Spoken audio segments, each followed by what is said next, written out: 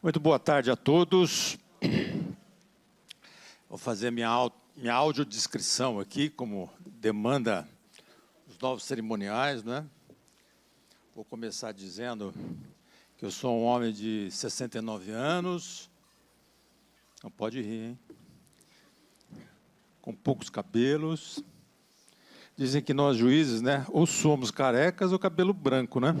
No meu caso, a sanção é dupla, porque eu sou careca com cabelo branco. Camisa vermelha, gravata vermelha, camisa branca, um terno azul, usando óculos. Essa é a minha audiodescrição.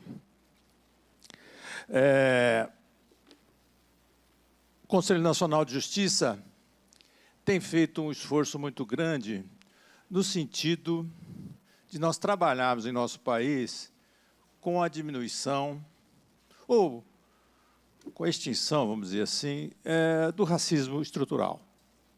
É um trabalho que o Conselho Nacional de Justiça vem fazendo sob a presidência do ministro Barroso. Nós temos acompanhado este esforço, os tribunais têm acompanhado este esforço. E, no dia de hoje, nós temos a honra e a alegria de termos entre nós a doutora Flávia Martins de Carvalho, que é juíza de Direito do Tribunal de Justiça de São Paulo, é juíza auxiliar no Supremo Tribunal Federal, onde se tornou a primeira juíza ouvidora durante a presidência do ministro Luiz Roberto Barroso. É doutora em Direito pela Universidade de São Paulo e pesquisadora na área de Direito, Literatura, Raça, Gênero e Teoria Jurídica. Doutora Flávia, nós temos mais ou menos 130 inscritos para o acompanhamento presencial.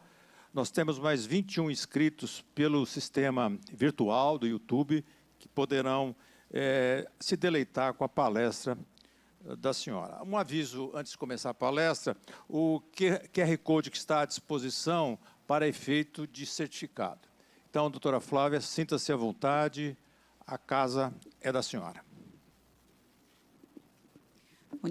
Muito obrigada.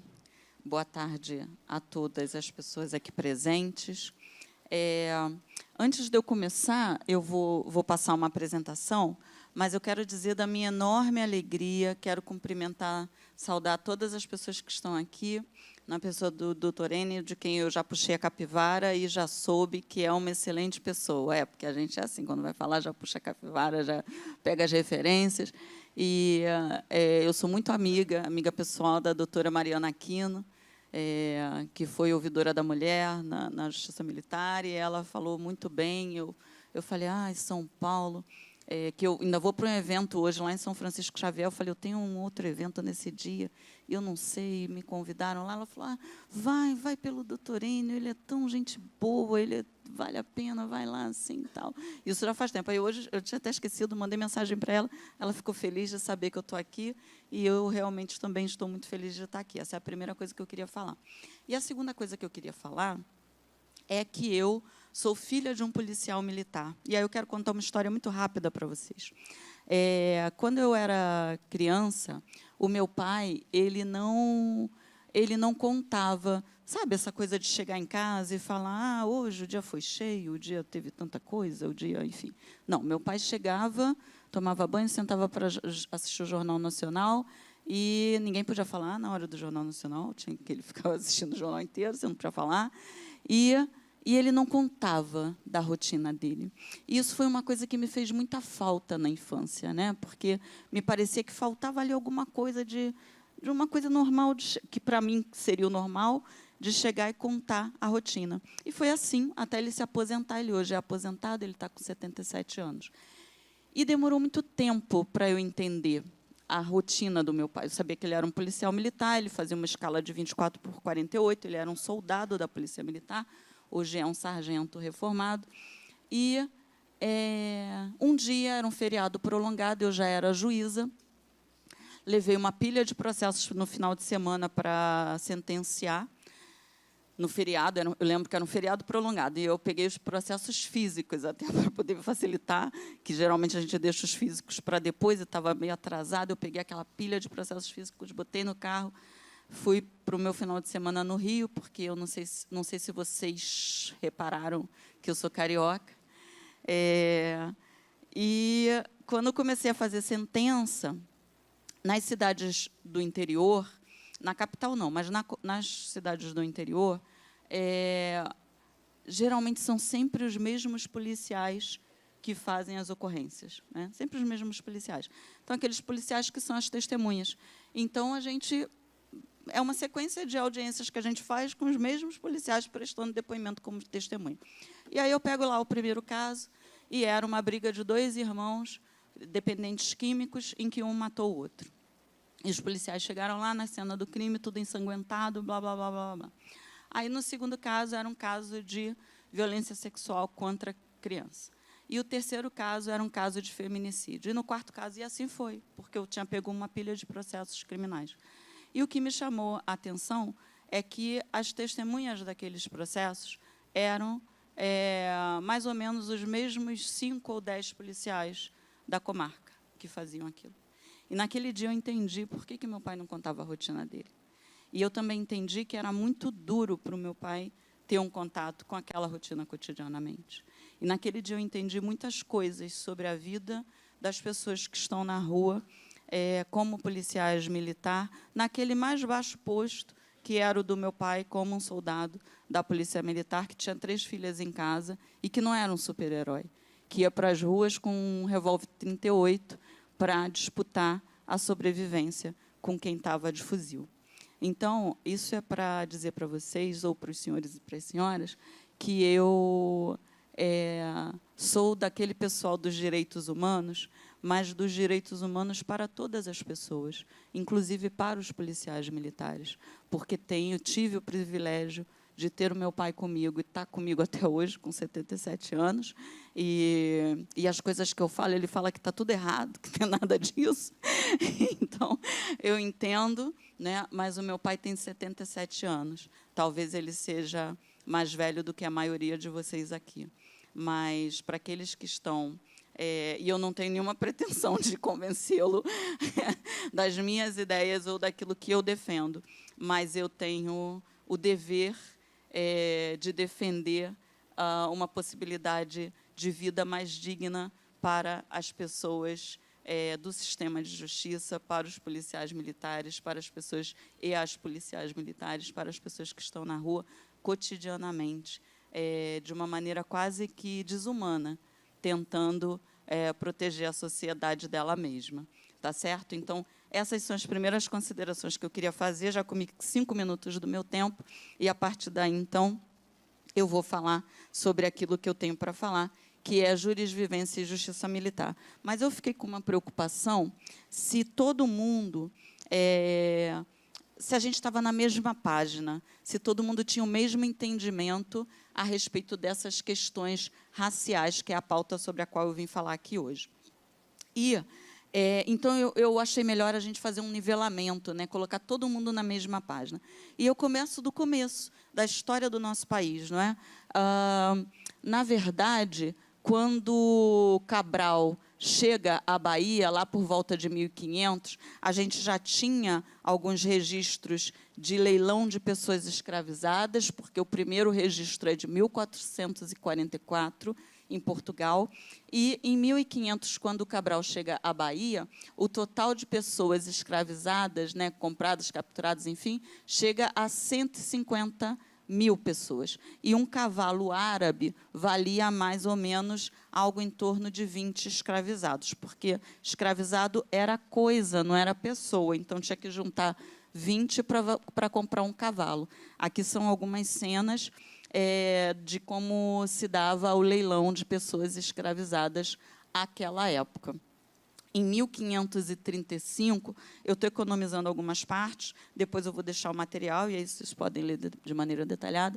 Em 1535, a gente tem os primeiros engenhos de açúcar que começam a funcionar lá em Pernambuco, com a notícia da chegada desses escravizados ao Brasil, que vão trabalhar ali no cultivo da cana-de-açúcar, lá em Pernambuco, que é onde está um dos tribunais, salvo engano, é o primeiro tribunal de justiça do país, não é o de Pernambuco, em Pernambuco, que depois, mais recentemente, em 2021 ou 20, agora me falha a memória, fez o movimento dos 34. Eu não sei se vocês já ouviram falar do movimento dos 34. O movimento dos 34, recente agora, aqui, ó, de 2020, foi um movimento de 34 juízes que assinaram um abaixo-assinado contra as questões de gênero dentro do Poder Judiciário, contra as cotas, contra a equidade racial dentro do Poder Judiciário. Procurem depois o movimento de 34, é bem interessante. Tem um fundamento histórico, né? Porque lá em Pernambuco foi onde a gente teve os primeiros engenhos com pessoas escravizadas. Depois, a gente vai ver que, em 1600, a população indígena da América, né, a América como um todo, é estimada em torno de 10 milhões, e apenas já era apenas um quinto do número existente na época da chegada dos europeus ao nosso país. Em 1632, o Raposo Tavares já escravizava algo em torno de 40 a 60 mil indígenas. Raposo Tavares, que em São Paulo é nome de rodovia, né? Porque a gente tem esse não sei como nomear isso, a gente tem essa tendência, né, a homenagear pessoas que praticaram genocídio contra negros, contra indígenas, e Raposo Tavares é uma dessas pessoas. No Rio de Janeiro, nesse momento, a gente tem cerca de 4 mil habitantes brancos e 20 mil negros africanos. Em 1687, aqui em São Paulo, mais ou menos 1,5 milhão de moradores eram brancos e 10 mil indígenas escravizados. Ali, Flávia, você não sabe que não se deve usar a palavra índio, mas sim indígena, é que eu estou mantendo tal como está na fonte que eu tirei, que é o livro do Laurentino, Escravidão, está no volume 1, isso aqui. Depois, lá no final dessa parte histórica, eu dou a referência para vocês. Em 1695, a gente tem, então, depois de quase um século de resistência, a gente tem a queda do Quilombo de Palmares. Em 1757, a gente vai ter a proibição da escravização de indígenas no nosso país. Em 31, a Inglaterra assina com o Brasil um tratado para o fim do tráfico negreiros. É importante esse marco para a gente entender que, no Brasil, o fim da escravização de corpos negros não foi uma questão humanitária, foi uma questão econômica, porque se tornou economicamente mais rentável e havia uma questão comercial com a Inglaterra de que era importante terminar com o tráfico negreiro, que passou a ser interno, né? Aí, naquele momento, a gente tem o tráfico interno. Em 1835, a gente vai ter a revolta dos Malês, na Bahia, considerada a maior que nós tivemos em território nacional. Aí, olha aqui que interessante, em 1850, a gente tem a lei que vai proibir, como disse, o tráfico interno, porque a gente parou de ter o tráfico transatlântico, mas a gente continuou, por força do tratado com a Inglaterra, mas a gente continuou tendo tráfico interno, né? Aqui, essa região do Vale do Paraíba, os donos ali das terras no Vale do Paraíba enriqueceram muito com o tráfico interno dentro do país. Em 1871, a gente vai ter a lei do ventre livre. Olha que lei maravilhosa. Todos os filhos de escravizados nascidos a partir daquela lei eram livres. Então, é uma coisa maravilhosa, porque a criança nasce, né, e ela é livre. Aí tu pega o bebê e fala, vai, você agora é livre, pode seguir. Não é assim? Então, faz o que com isso? Bom, como a criança não vai poder ir embora, vai continuar aqui na fazenda, então ela vai ter que, o dono da fazenda tem que ser indenizado, porque como ele não vai poder explorar aquela criança, e ele vai ter que manter aquela criança, dando teto, dando comida, dando abrigo, então ele vai receber indenização. Mas ninguém pode falar que não tinha lei para liberar as crianças. Depois a gente vai ter a lei do sexagenário, né, que concedeu alforria aos maiores de 60 anos, em 1885, que também era maravilhosa, porque se uma pessoa escravizada chegasse a 60 anos, ela já tinha que realmente, era quase que como ganhar na loteria nos dias de hoje, né? Porque não chegava nem a 50. Então, a lei ela não vai cobrir praticamente ninguém, porque não tinha quem sobrevivesse. E aí a gente vai ter, em 1888, a Lei Áurea, essa grande lei da libertação das pessoas escravizadas. Que pessoas? Porque não sobrou ninguém. Já os que nasciam já eram livres. Os que estavam morrendo já morriam livres. E quem ficava ali naquele meio termo também não estava mais, não era tanta gente assim para ser libertada. É isso que eu quero que vocês percebam aqui, né?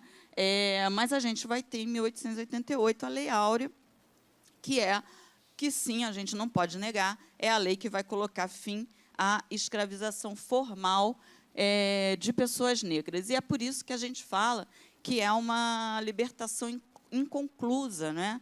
Porque, da mesma forma que aquelas crianças, com a lei do ventre livre, nasciam e não tinham para onde ir, no 14 de maio, o que acontece com essas pessoas escravizadas e postas em liberdade?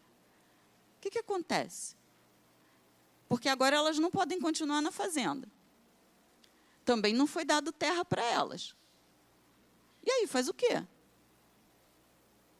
Então, é isso que a gente tem que se perguntar para entender como é que a gente chega aqui. Porque é isso que está na história do nosso país.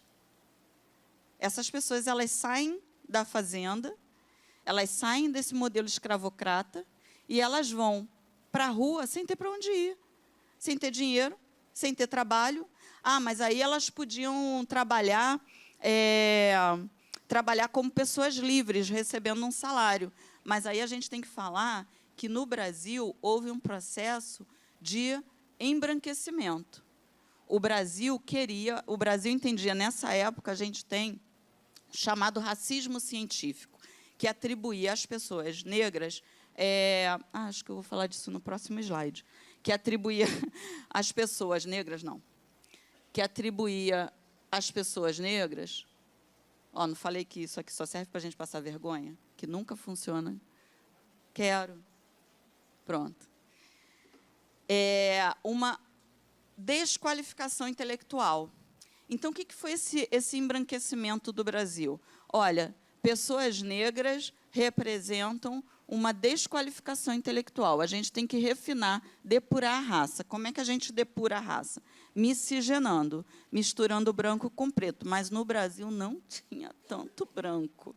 Mostrei aqui para vocês os números. Aqui tinha indígena, aqui tinha africano, aqui não tinha tanto branco, não.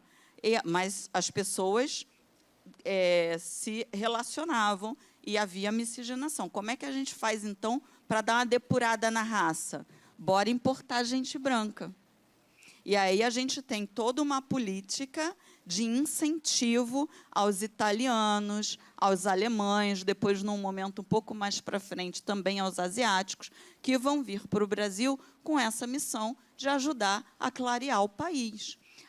Porque o meu avô, o meu tataravô veio para São Paulo com uma mão na frente e outra atrás. Então, eu entendo isso, mas essa mão na frente e outra atrás foi, ainda assim, um pedaço de terra para onde ele veio, para começar a trabalhar ali, e, a partir dali, todo o trabalho dele gerava capital para ele. Diferente das pessoas negras, que trabalharam aqui até o momento do fim da escravização formal, trabalharam e não geraram riqueza para si. Geraram riqueza para o dono da fazenda.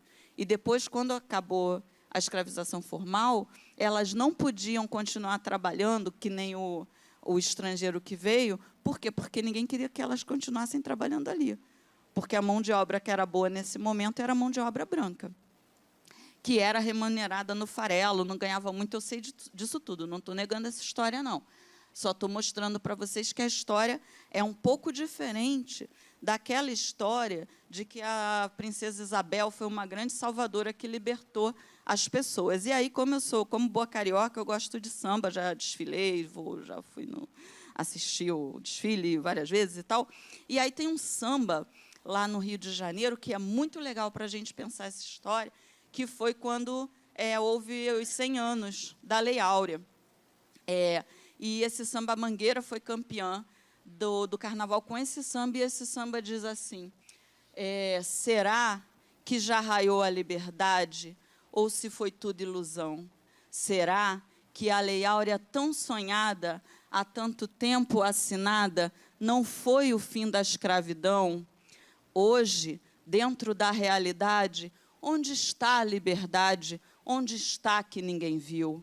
Moço, não se esqueça que o negro também construiu a riqueza do nosso Brasil. Com esse samba, a Mangueira foi campeã do Carnaval de 88. Mas, então, a gente tem o pós-abolição, depois de 1888. E aí, como é que ficou esse pós-abolição? Como eu disse, a gente teve uma imigração subvencionada, né, uma vinda de imigrantes europeus para cá, financiada pelo Estado brasileiro, que queria embranquecer a população. A gente tem uma criminalização das pessoas negras que foram postas em liberdade. Por quê? Porque agora a gente vai ter um Código Penal que vai falar da vadiagem. O que é a vadiagem? Já dizia Clementina de Jesus, né? Vai vadiar, vai vadiar. O que é a vadiagem? É você estar à toa andando pela rua sem ter o que fazer, não é isso que é vadiagem? Quem é que está na rua agora sem ter o que fazer? Senão as pessoas que antes eram escravizadas, que estavam na fazenda, que agora não tem o que fazer mesmo, porque não tem mais trabalho, não tem mais nada. Não tem para onde ir, não tem casa, não tem nada. Está na rua, vadiando. Só que agora vadiagem é crime. Então, vamos pegar essa pessoa que está na rua e vamos prender. Vai ser vadiagem, vai ser crime a capoeira, que era tipicamente uma prática cultural e esportiva de pessoas negras.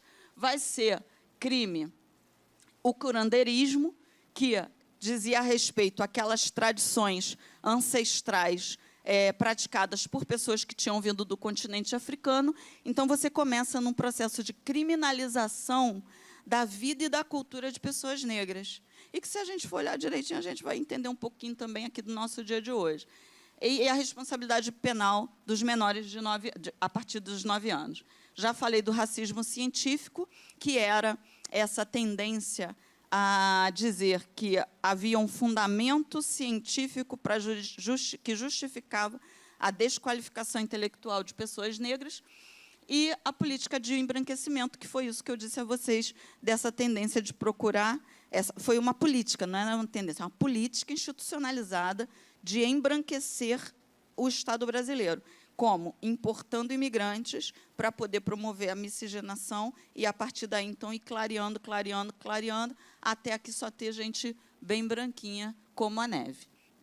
Em 1933, Gilberto Freire vai escrever um livro chamado Casa Grande Senzala, em que ele vai dizer que aqui no Brasil as 3 raças viviam harmonicamente. Né? Casa Grande Senzala é um livro grosso, deve ter talvez umas 600 páginas. Eu já tive a oportunidade de ler num recesso, até porque usei na minha tese, e vale a pena a gente dar uma lida. Né? Tem uma parte que eu trato na tese, em que ele diz que as mulheres negras que viviam na Casa Grande, elas tinham uma condição muito privilegiada, porque lá ele diz algo assim: a elas eram feitas todas as vontades. Qual era a vontade da mulher negra escravizada na Casa Grande? Era a liberdade, que eu desconheço que a elas fosse dada a liberdade pela vontade delas, né? Mas ele vai dizer isso, ele vai dizer que no tempo da escravização a elas eram feitas todas as vontades. Enfim, o Gilberto Freire ajudou a construir essa ideia da democracia racial, que a gente utilizou durante muito tempo para subsidiar a ideia de que aqui no Brasil não havia... a questão racial não era um problema. E aí, olha que quadro interessante. Esse quadro se chama A Redenção de Cã. Eu não sou uma pessoa religiosa, não é religiosa, eu não tenho uma religião, né? Mas eu sei que a história de Cã, né, é a história dos filhos do Noé, que um dia Noé tomou um porre. Gente, se eu estiver falando besteira e alguém entender melhor dessa história do que eu, por favor, pode me corrigir.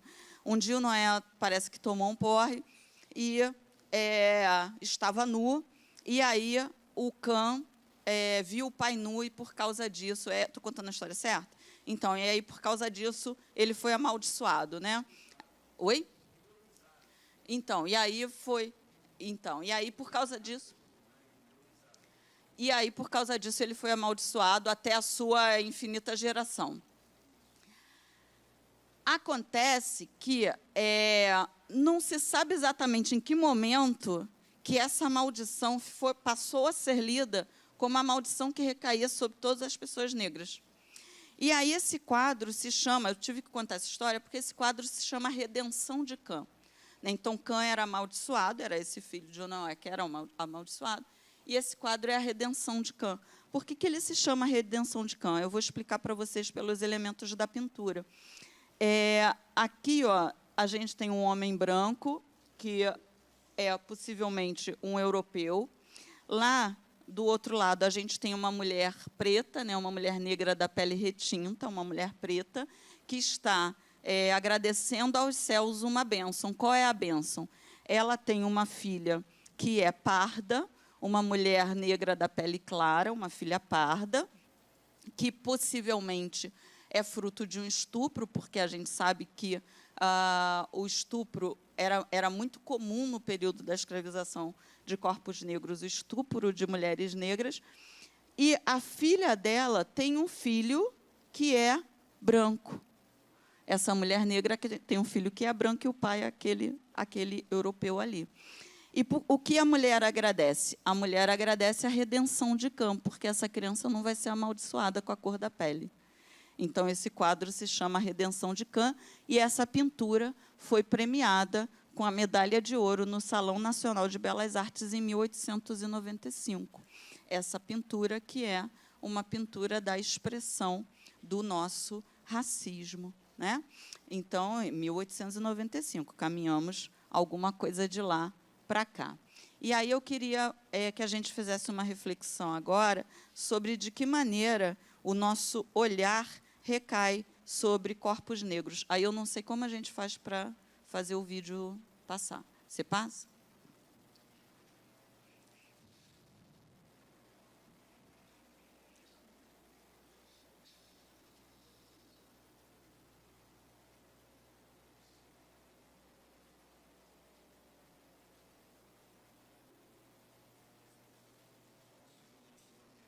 Tá bom.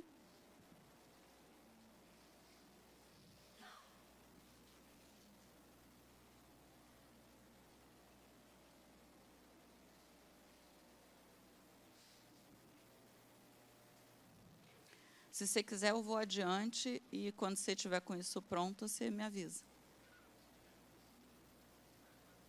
Vai?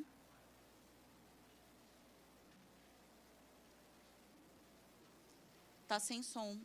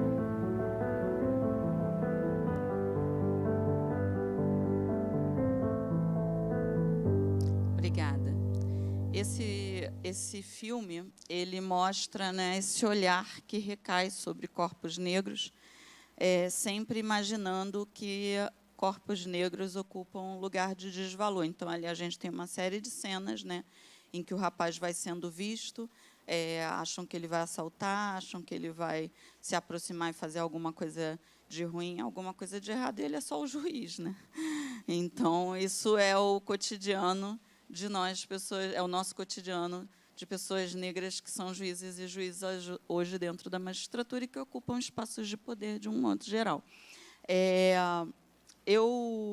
O Adriano ontem me fez a gentileza de falar, Flávia, eu achei aqui a sua mini bio, porque ele tentando minha mini bio a semana inteira, eu com a vida louca. Aí ontem ele falou, olha, eu achei aqui na internet a sua mini bio. Eu falei, não, vamos cortar metade desse negócio aí, se falar meu nome certo, para mim já está ótimo, não precisa fazer esse anúncio, não. Mas eu pude observar, e eu faço isso do ponto de vista de cientista social, na medida em que algumas credenciais minhas foram sendo ditas, alguns olhares de surpresa. Ela é juíza do ministro Barroso. Ela fez doutorado na USP. Né? E eu nem botei que tem o negócio da Colômbia lá, né? E tem mais umas coisas e tal. Por quê? Porque o olhar da gente ainda se surpreende com corpos negros em espaços de poder. E a gente precisa desnaturalizar esse olhar do racismo sobre corpos negros. Agora, no Brasil, é claro, eu não vou fazer essa pergunta aqui a vocês, porque eu não quero... Minha intenção aqui não é causar nenhum tipo de desconforto, é provocar reflexões. Mas a gente sabe que no Brasil a gente tem um fenômeno curioso, que é o fenômeno do racismo sem racistas. Né? Porque pesquisas indicam que cerca de 80% das pessoas respondem, quando perguntadas se acreditam que o Brasil é um país racista, mais ou menos 80% das pessoas, você vai ter 81, 79, 83, mas a pesquisa vai dar mais ou menos isso aí. Acreditam que o Brasil é um país racista. Aí, quando você pergunta, mas você se considera uma pessoa racista? Aí a gente não chega nem a 10% de resultado de pessoas dizendo que são racistas. Então, gente, eu sou de humanas, não sei fazer conta, mas essa conta não fecha. Não tem como 10% de pessoas se declararem reconhecidamente racistas e só 80% e dizerem que 80% reconhecerem que a nossa sociedade é racista. Então, aonde que está acontecendo esse racismo? Nas pedras, nas árvores, nos animais? Aonde que está acontecendo esse racismo que ninguém está vendo, que ninguém pratica, mas que todo mundo está vendo? Né? Porque é isso, ninguém pratica, mas todo mundo está vendo. Então, a gente precisa começar a enfrentar isso. A gente precisa tirar esse esqueleto do armário, começar a olhar para isso. Eu dizia para o desembargador Enio, que a gente não trata uma doença se a gente não reconhece a doença. Né? A gente está ali com uma dor, não tem gente que fala assim, eu não quero ir a médico, porque se eu for a médico eu vou descobrir que eu tenho uma doença, eu vou ter que tratar. Não é isso? O racismo na nossa sociedade foi assim durante muito tempo. As pessoas negando, não, aqui a gente não tem nenhuma dificuldade, não, isso aqui é uma democracia racial. A gente precisa reconhecer que o problema está na nossa sociedade, porque só a partir daí é que a gente vai conseguir tratar essa doença, essa chaga que ainda assola a nossa sociedade. Vocês podem ter percebido que a bandeira daquele filme, daquele vídeo, era uma bandeira norte-americana, e realmente esse vídeo foi um vídeo produzido nos Estados Unidos, pela Procter & Gamble, se eu não me engano. E vocês podem falar assim para mim, não, mas aqui no Brasil a gente não tem racismo, não. Racismo é lá nos Estados Unidos, que é muito diferente do Brasil. De fato, o racismo nos Estados Unidos ele é diferente do racismo no Brasil, porque nos Estados Unidos o racismo é o racismo de origem, e no Brasil o racismo é o racismo de marca. Qual a diferença? Está lá no livro da professora Lia Weiner, O Encardido Branco Branquíssimo. O racismo de origem significa que se você tem um fenótipo estampado branco, mas você tem uma gota de sangue latino, você tem uma gota de sangue que não é o sangue puro norte-americano, você é escória do mundo. Você vai sofrer discriminação, que é diferente de racismo, pela tua origem. E, eventualmente, em razão também do teu fenótipo, você vai sofrer racismo. Agora, esse é o racismo dos Estados Unidos. Então, o racismo dos Estados Unidos é um racismo de origem. E é por isso que ele pega latinos também, que você olha e fala, nossa, mas essa pessoa é branca, no Brasil ela não vai sofrer nenhum tipo de discriminação, mas porque ela tem uma origem latina. E é por isso que muita gente diz que, quando foi nos Estados Unidos, descobriu que não era branco, né? Porque chega lá, é latino, e latino pode ser louro do olho azul, é latino, vai ser tratado de maneira discriminatória. No Brasil, o nosso racismo é racismo de marca. O que significa isso? Está estampado nas nossas marcas, no nosso fenótipo. Então, você pode ter uma descendência negra, mas se você, no seu fenótipo, tem um cabelo liso, uma pele clara, não tem traços característicos de pessoa negra, muito provavelmente você não vai passar por episódios de racismo. Porque o nosso racismo não é de sangue, não é de origem.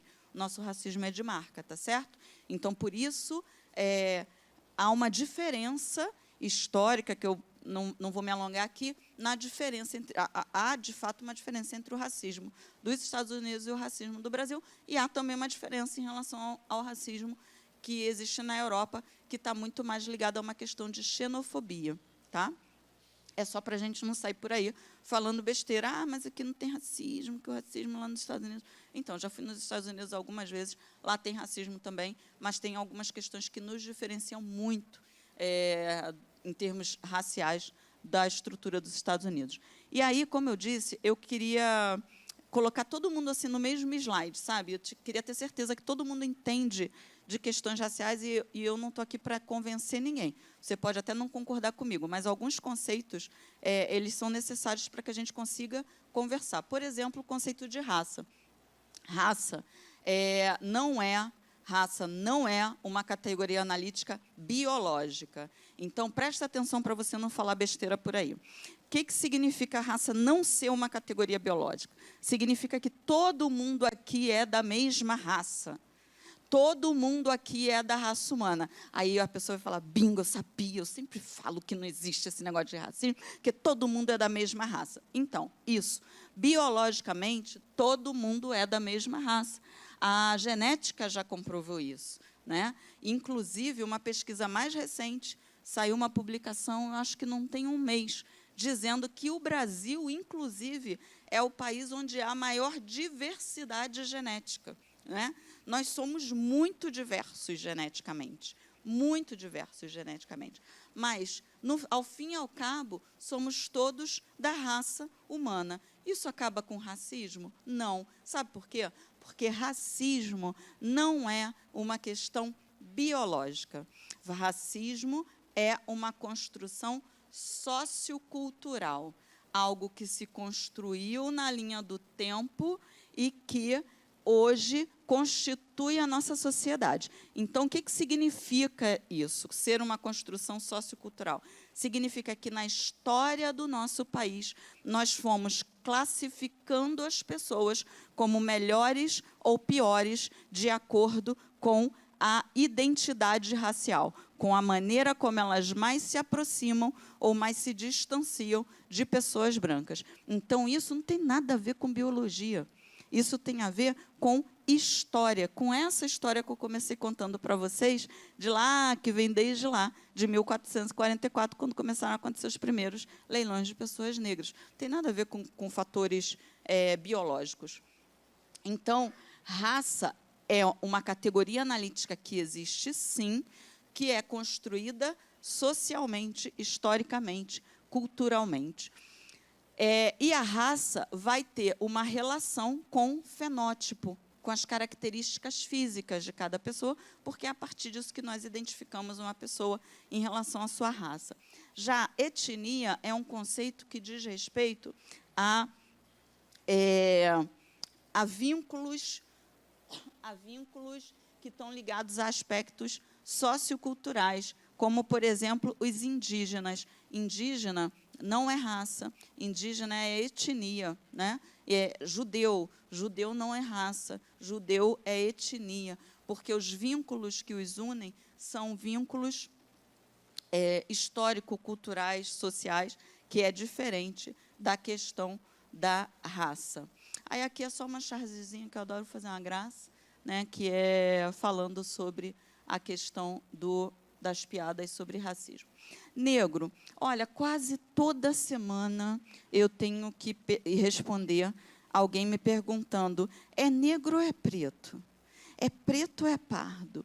Eu posso falar negro? Eu posso falar pardo? Então, pega a visão aqui para você não errar mais. Negro é uma categoria que reúne pretos e pardos, tá? Pretos são pessoas negras da pele escura, pardos são pessoas negras da pele clara.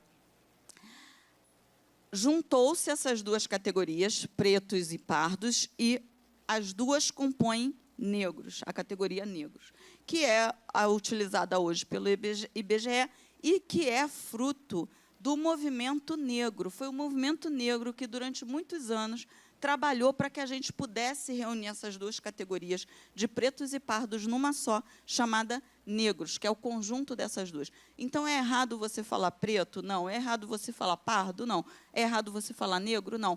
Ah, mas não é ofensivo você falar negro? Depende muito da maneira como você está falando. Na origem, não é ofensivo você falar negro. Eu, por exemplo, tenho muitos amigos que me chamam de neguinha. Meu pai, nós somos 3 irmãs. Eu sou a mais retinta, talvez, eu não sei se a minha irmã caçula é mais, mas o meu pai classificou a gente pela cor da pele. Ele fez essa categoria. E a minha irmã, ela é parda, porque minha família, por parte de pai, é branca. E aí, o meu pai chama minha irmã de branca. Minha irmã não é branca, tá? Que isso fique bem claro. Mas ele chama minha irmã de branca. E a minha irmã, ele chama de negona e minha irmã de pretinha. Porque eu sou a mais velha. Então, eu sou a negona, minha irmã pretinha, a caçula, porque ela é a caçula. E a do meio é a branca. Meu pai está sendo racista com a gente? Meu pai está ofensivamente usando a categoria analítica da cor para nos ofender? Não. Foi a maneira carinhosa que ele resolveu usar para chamar as filhas de 3 cores, que são de 3 cores diferentes. Isso é muito diferente de eu entrar aqui e alguém falar assim, já vem lá aquela neguinha. Percebe? Por que quando alguém usa a palavra negro, que para uma pessoa negra, tem gente que me pergunta isso, mas a pessoa não é negra? Por que ela se ofendeu quando ela foi chamada de negra? Porque a palavra negra foi usada para desqualificar. Eu já julguei processos assim, em que a ofensa era sua nega, para uma pessoa negra. Ué, se a pessoa é negra e ela está sendo chamada de negra, por que ela está se ofendendo? Porque a palavra negra aí está sendo usada para ofender, para dizer, olha aqui como você é pior, olha aqui como você é menor, olha aqui como você não vale, olha aqui como você é negro. É isso, é sobre isso. Então, a palavra negro não é errada. Depende muito do que você está usando e de qual contexto você está associando essa palavra. E aí, por causa da hora, eu acho que essa categoria do negro é a mais importante. Eu vou pular aqui para o racismo. O que é o racismo, pessoal? Racismo é um sistema de opressão que é baseado na crença da superioridade de alguns grupos em relação a outros. Então, na crença de que pessoas de determinada cor são melhores e de que determinada cor são piores. E aí, você pode... E é claro que, aí, a partir do racismo, a gente tem uma estruturação da sociedade em razão dessa crença de que alguns são melhores e outros são piores. E o racismo, ele pode se manifestar de várias maneiras. A gente tem o racismo individual, que é aquele que as pessoas manifestam individualmente, mas a gente já entendeu que o racismo também está nas estruturas da sociedade e ele também está nas instituições. Então, eu vou mostrar aqui para vocês como... Espera aí, que tem um vídeo aqui. Como que ele... Não, eu vou pular esse vídeo, depois a gente volta nele. Como que ele vai se manifestar. Olha só, deixa eu só falar uma coisa aqui para vocês que é importante. Produção, não volta. Voltou. Eu gosto muito dessa charge aqui, desses dois gnomos, que são dois gnomos, né? E você pode pensar assim, pô, mas gnomo não existe. Então, aí estão lá os gnomos discutindo e um fala para eles assim, se eles acreditam até em racismo reverso, por que não acreditariam na gente? Né? Então, assim, se acreditam numa coisa mais absurda que não existe, vão acreditar em gnomo também. O STJ, recentemente, deu uma decisão dizendo que racismo reverso não existe. Ah, mas eu, enquanto pessoa branca, sempre fui chamado de branco azedo, leite estragado, sei lá, qualquer coisa assim. Deixa eu te falar, por que o racismo reverso não existe? Porque o racismo é um sistema de opressão que produz desigualdades na nossa sociedade. Isso significa que pessoas brancas, eu acho que eu tenho até esse slide aqui para mostrar, deixa eu ver aqui. Ah, não tem. Se tenho, está lá na frente. Volta. Isso significa que pessoas negras vão ganhar menos do que pessoas brancas. E não é porque tem menos qualificação, né, técnica. Não, é porque a nossa sociedade é racista. Mulheres negras estão na base da pirâmide, com o mesmo nível de escolaridade, a mesma experiência profissional, os salários das mulheres já são algo em torno de 30% menores, tá? Na mesma função, mesma competência técnica do que a dos homens. E mulheres negras, menos ainda. O que explica isso? Uma sociedade que é racializada. E por que isso tem a ver com racismo reverso? Porque isso é fruto do racismo. Falar em racismo reverso seria dizer que, quando eu chamo alguém de branco azedo, eu inverti a pirâmide. Agora, pessoas negras estão no topo, ganhando mais, e homens brancos vão ganhar menos, 30% menos. Isso acontece porque alguém foi chamado de branco azedo? Não. Porque não é estrutural e nem é racismo, muito mais reverso. A gente pode falar de discriminação, é possível falar de discriminação, mas não dá para falar em racismo reverso, porque o racismo é um sistema que opera na nossa sociedade e que produz efeitos que são muito maiores do que o âmbito de relacionamento entre as ofensas pessoais. Não significa que você, enquanto pessoa branca, se sentindo ofendido, não possa ir à justiça dizer que sofreu discriminação, injúria, mas racismo, não. Reverso, menos ainda. Tá certo? Bom, e ali eu vou deixar o material, daí depois você circula. Né? Então, a gente tem... Por que não existe? Porque não tem poder, né? Não inverte a relação de poder quando eu falo de racismo reverso. E há uma confusão entre preconceito e discriminação e o próprio racismo. E aí, pessoal, como é que a gente aprende a ser racista? Ninguém a coisa não se opera assim, ó. Olha, filhote, você aí com 3 anos de idade, então, você tem que ser racista. Ninguém aprende a ser racista dessa maneira. Eu tenho certeza que ninguém aprendeu, na maioria dos casos, a ser racista dessa maneira. Eu vou contar a história da Lia Weiner, que é aquela professora que eu já citei o livro, que ela conta, geralmente, nas palestras dela. Ela diz que, quando o filho dela tinha 5 anos, ela foi procurar uma escola. Ela é uma mulher branca, inclusive de origem judaica, de olhos claros, enfim, e ela foi procurar uma escola para o filho dela, que tinha ali na faixa dos 5 anos. E aí ela foi visitar as escolas, como os pais costumam fazer, né, como as mães costumam fazer, visitar a escola. E levou a criança. E, chegando lá, a diretora recebeu e passeou com ela na escola e falou, essa aqui é nossa pedagoga, essa aqui é a nossa orientadora escolar, esse aqui é nosso professor de matemática, de física, blá, blá, blá. E foi mostrando aquelas pessoas que eram todas pessoas brancas dentro daquela instituição.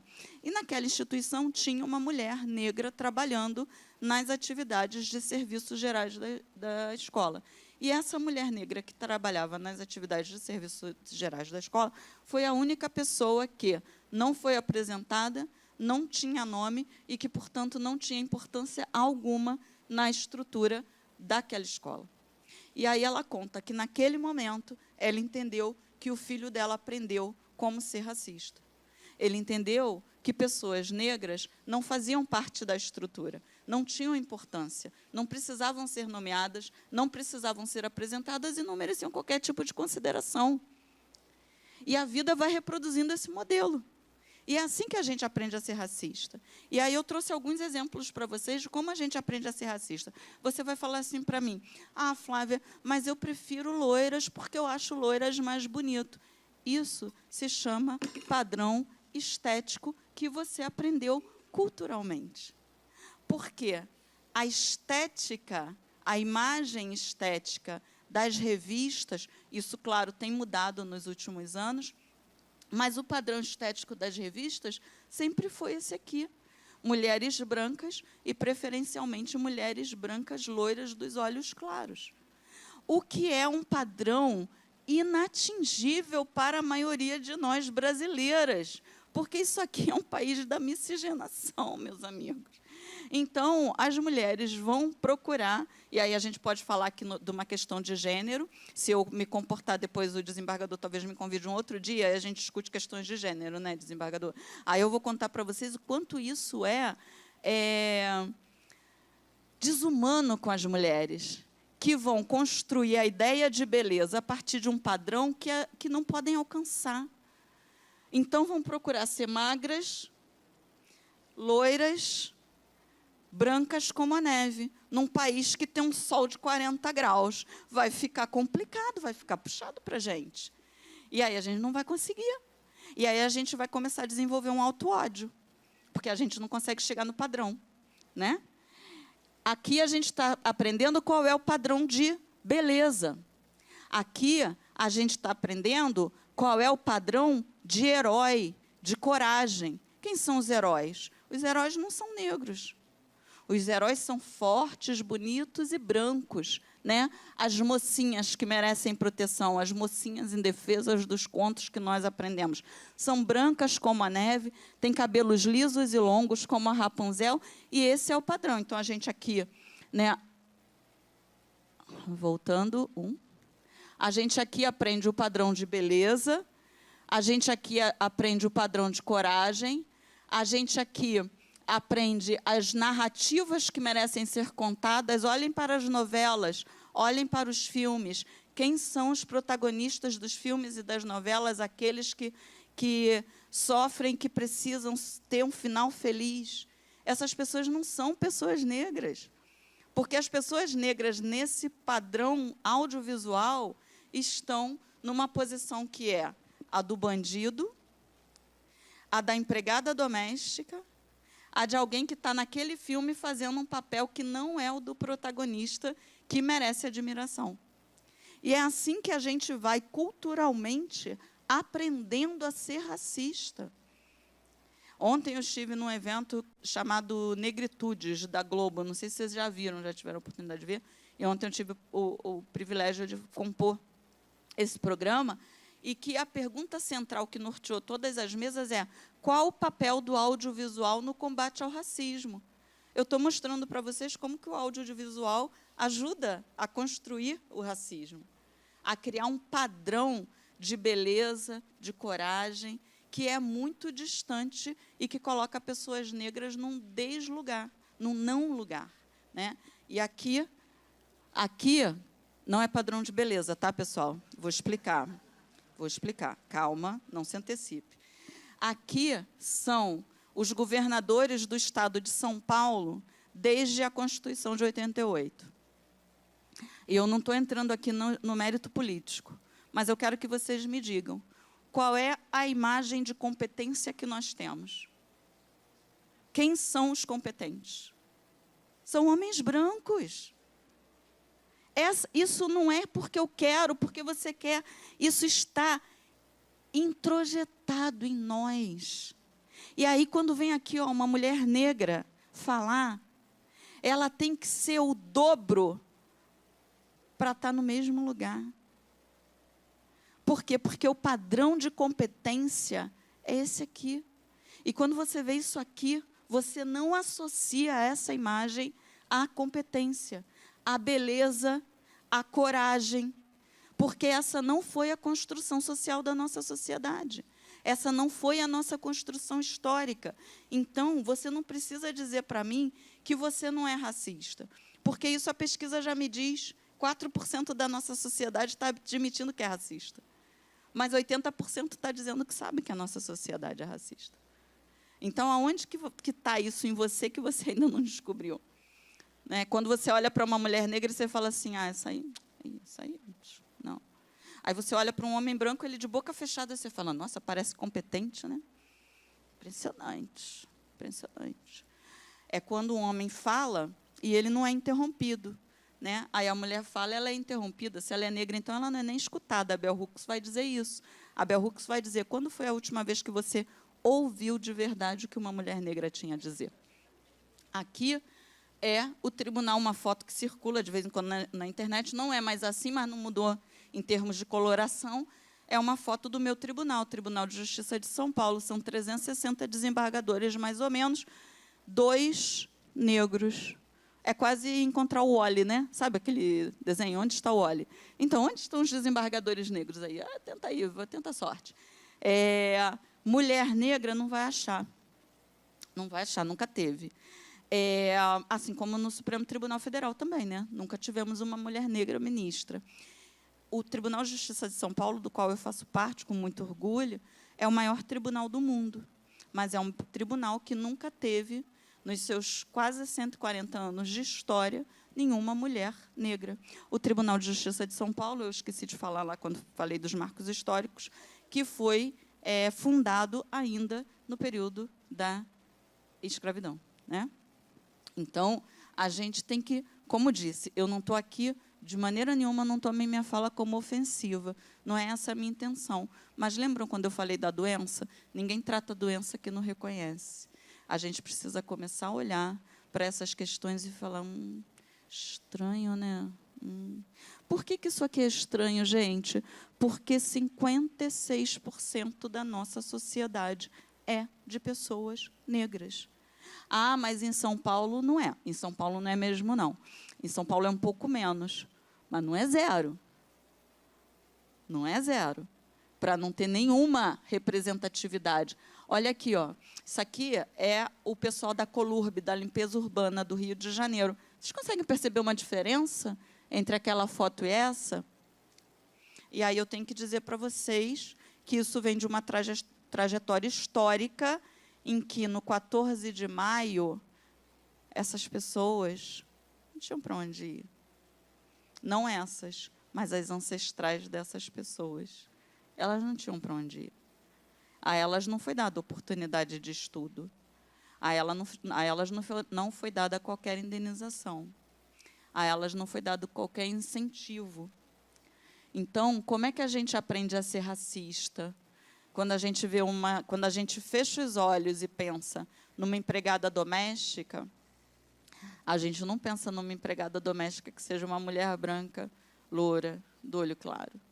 Quando a gente pensa num médico, a gente não pensa num homem negro, retinto, né, do cabelo dread ou trançado. Essa semana foi engraçado, eu fui na ótica.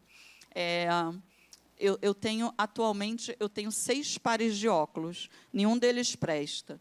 E aí eu fui e o único que prestava eu perdi. Aí eu fui na ótica e falei para o rapaz, era um rapaz negro da pele clara, do cabelo bem enroladinho assim, não era raspadinho não, era um pouquinho maior, todo enroladinho. Aí eu fui na primeira vez, eu não estava de trança. Aí depois fui uma segunda vez para ver se os óculos já estavam prontos, e aí ele falou para mim, Nossa, eu queria tanto fazer trança, porque uma vez eu estava de férias, fui para não sei aonde, fiz aquela trança nagô, que é aquela batida na cabeça, assim, né? Aí eu falei, por que você não faz? Ele falou, não, porque aqui na empresa não pode. Eu falei que não pode, garoto. Claro que pode. Você pode, vai na Justiça do Trabalho. Não, eu preciso desse emprego. Eu falei, então, você sabe que você tem direito, né? Você sabe que a empresa não pode te proibir de usar seu dread. Aí, mas eles acham que isso é coisa de preto, que os nossos clientes não gostam. Eu falei, então, pode estudar fazer um concurso? Então, se você não quer comprar a briga que é com essa empresa, eu entendi o que o rapaz estava me dizendo. Eu entendi o quanto é difícil para ele chegar nesse lugar, né? E aí ele me contou muitas dores do quanto foi difícil para ele deixar o cabelo crescer um pouquinho para mostrar que o cabelo... E aí deixar, não é nem para mostrar, deixar ver que o cabelo dele não era liso. Porque como ele usava sempre o cabelo raspadinho, não dava para saber. E como ele tem a pele clara, não dava muito para identificar. E agora que o cabelo dele está mais comprido, as pessoas percebem que ele não é uma pessoa branca como a neve. Né? E aí ele foi me contando o quanto isso era doloroso para ele. Fiquei com muita pena dele e falei para ele procurar a Justiça do Trabalho, obviamente. Queria que a gente passasse esse vídeo sobre o que o racismo produz nas pessoas negras.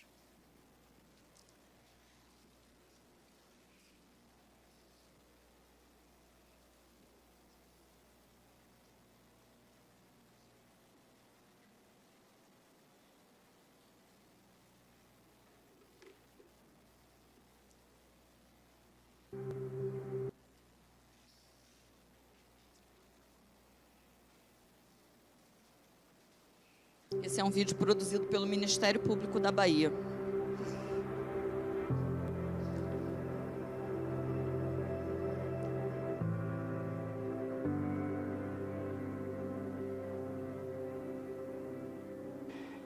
Com 46 anos de idade, em plena Salvador, você não tem uma experiência, você tem várias experiências. Quando a gente vive em uma sociedade racista, a gente sofre racismo desde o ventre da nossa mãe. Apelidado por um próprio professor meu.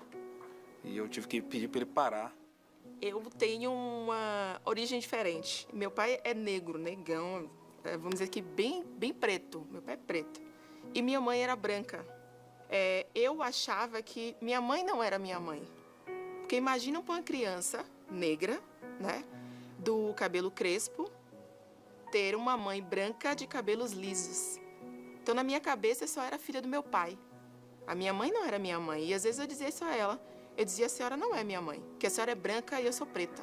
Eu posso ser filha de uma mãe de brancos, né? E posso ser negra, por que não? É você chegar, por exemplo, numa loja para adquirir um produto e a pessoa não te atender, ou a pessoa dizer que o produto é caro sem você nem perguntar o preço, né? Então, essas coisas acontecem cotidianamente. Passando no shopping, eu e as minhas primas, todas negras, a gente entrou na loja de sapatos e as vendedoras se dispersaram. Foi difícil, a época foi. Sempre recorda e pensa no absurdo que era. Vindo de um professor, principalmente, dos colegas já era, imagina, de um professor, né? Me deixou com mais vontade de querer ser aquilo que eu sou. Por causa da cor da pele, não tenho menos valor do que qualquer outra pessoa. Nessa mistura entre negros e não negros, você começa a perceber um direcionamento de certas abordagens para pessoas negras. Então, numa dessas festas, eu me perguntava por que eu podia estar sendo abordado e por que outro não foi. O valor da pessoa não está na cor da pele, está no caráter dela. Eu estava me lembrando esses dias que minha filha pediu para fazer tranças. Ela estava muito orgulhosa das tranças, pediu para tirar foto. E aí, essas memórias do racismo, às vezes ficam um pouco escondidas, mas elas voltam, né? E aí eu me lembrei de um episódio da minha infância em que eu fui para a escola de tranças também, com o cabelo todo trançado. E saí muito feliz de casa, mas quando eu cheguei na escola, aquela felicidade acabou, né? A forma como eu fui tratada e repudiada por estar com tranças acabou. Então eu penso assim, eu passei esse dia na escola de cabeça baixa. Não há negro e negra que não tenha nascido nesse mundo que não tenha sofrido um trauma psicológico. Porque, como eu disse, o racismo invade ele não pede licença, ele atua, ele acaba com o seu psicológico. O racismo, ele tem que ser combatido por todos, independente da cor da sua pele, da sua origem. Todos nós devemos combater. Bom, racismo é crime, né? Não é só uma questão de opinião.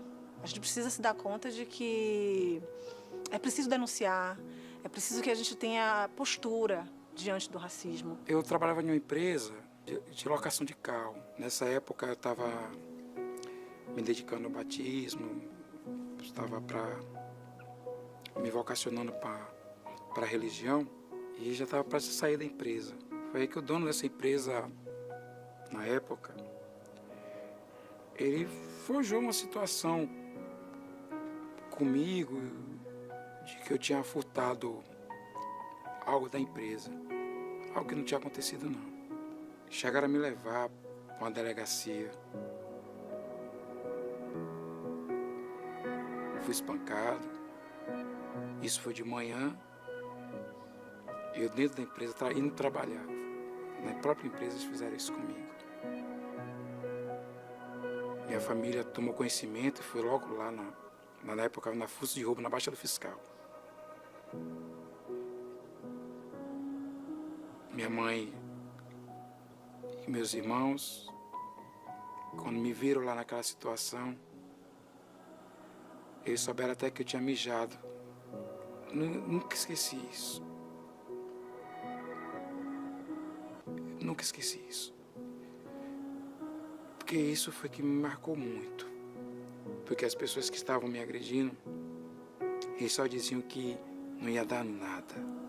Naquele mesmo dia, minha mãe me tirou de lá. Ela, com o carro, ela fez um gesto que nunca esqueci. Você vai andar no bairro para mostrar a todo mundo que você não é aquilo que ele disse. E erga a sua cabeça.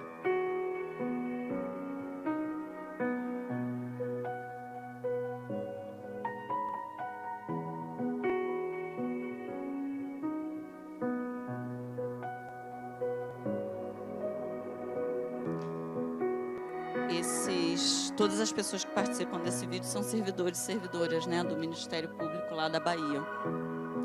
A doutora Lívia Vaz, que é também uma amiga pessoal que aparece no vídeo, que é a que fala das tranças, tem um trabalho muito significativo de combate ao racismo lá na Bahia. E sobre esses efeitos, né, que o racismo tem nas pessoas negras, eu costumo dizer que a parte mais cruel disso é justamente quando pessoas negras acreditam nisso, acreditam nessa narrativa do desvalor, acreditam nessa narrativa de que não são competentes, de que não são bonitas, de que não são inteligentes, de que não merecem estar em espaços de poder. Uma narrativa que, sem dúvida nenhuma, aqui o slide, eu sabia que eu tinha visto esse slide, uma narrativa que a gente não pode aceitar como verdadeiro, né? Então, ainda falando sobre os efeitos do racismo na nossa sociedade, uma pesquisa do Instituto Locomotiva mostrou que trabalhadores não negros ganham, em média, 76% a mais que trabalhadores negros. Isso eu estou falando na mesma, né, medidos na mesma função, mesmo tempo de empresa, enfim, mesmas CNTPs. Aqui a renda média, né, considerando o ano de 2020, do homem não negro, homem negro, a mulher não negra, a mulher negra. E 66% dos entrevistados têm chefes negros, perdão, chefes brancos, né? Porque a imagem de competência está associada a pessoas brancas. O Atlas da Violência tem números mais atualizados, tá, pessoal? Mas o Atlas da Violência saiu agora, até 2024. Diz que 66% das mulheres assassinadas no Brasil foram mulheres negras, né? A taxa de homicídio entre mulheres não negras foi de 2,5, a de mulheres negras foi de 4,1, ou seja, o risco de homicídio de uma mulher negra é quase 2 vezes maior do que de uma mulher não negra.